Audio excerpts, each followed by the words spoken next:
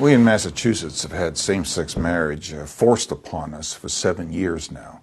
And the first level of impact is in our schools. From kindergarten through 12th grade and beyond, our children are being indoctrinated on same-sex marriage and the rightness, the correctness of homosexuality. The beginning of 2005, our son Jacob was going into kindergarten, and he came home with a diversity book bag.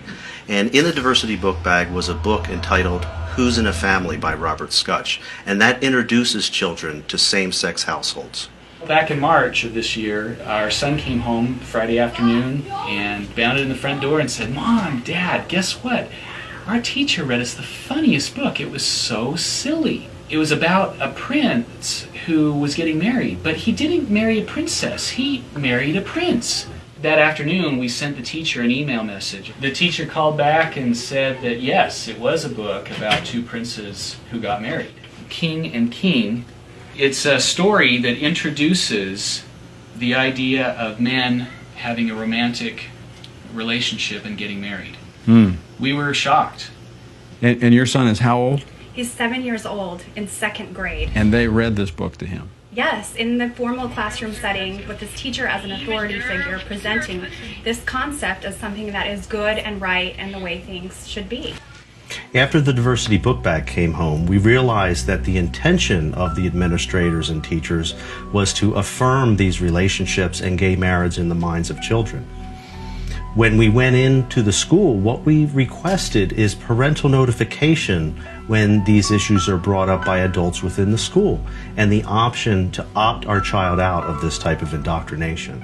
And then she said, well, she had checked with the administrators and they had said that this was not a parental notification issue. One of the reasons they give is they said same-sex marriage is legal in Massachusetts. Therefore, we can broach it anytime with your child. So when she would not acknowledge our parental rights in this area, we then went to our Judeo-Christian beliefs and our faith and said, well, you wish to affirm homosexuality to our son. You're presenting that which is sin as though it is not to our son, and we cannot allow that. To make a long story short, the accommodation they gave was to put me in handcuffs and send me to jail. And they were willing to handcuff a father and send him to jail. It was a 6x8 cell, filthy. But, you know, I felt I didn't have a choice at that point in order to fulfill my role and duty as a father.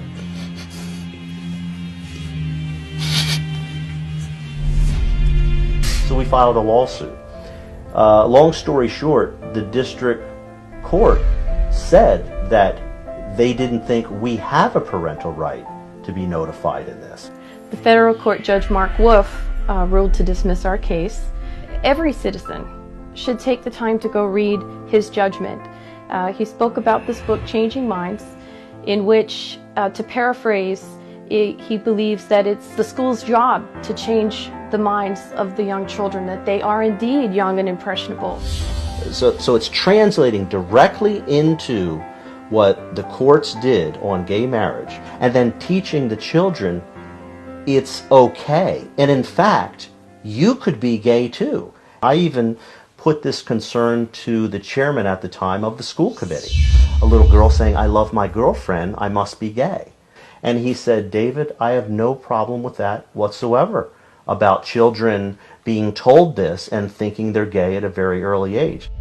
One mother shared with me how she and her son were out doing yard work, and a neighborhood child came up and asked at the age of 6 or 7 years old if it was all right for this little boy to marry her son when he grew up. And the mother was aghast and said, well, no, of course not. That wouldn't be right. And the little boy said, "Oh yes, in Massachusetts, I can marry a man when I grow up."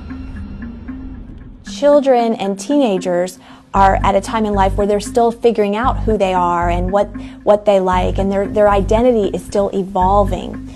And so when they begin to label themselves as homosexual, gay, or lesbian, bisexual, when they adopt those labels at a time in life when they're still evolving, that can have the effect of closing out other options for themselves. My name is Brian Kamaker. I'm president of Mass Resistance, a pro-family group in Massachusetts. Here's an example of something that was that was at Brookline High. The Little Black Book, Queer in the 21st Century. This was picked up at Brookline High School at a gathering of teachers and kids pushing the gay agenda at that school. This is so disgusting that I can't really read it to you. It tells kids how to safely perform a variety of homosexual sex acts. It tells where you can meet other kids who are homosexual or homosexual men. It was published by the AIDS Action Committee with money, as it says, from the Boston Department of Health, the Massachusetts Department of Public Health, and other groups that get public money. The Holy Grail is same-sex marriage is legal, therefore you can't stop us from talking about it.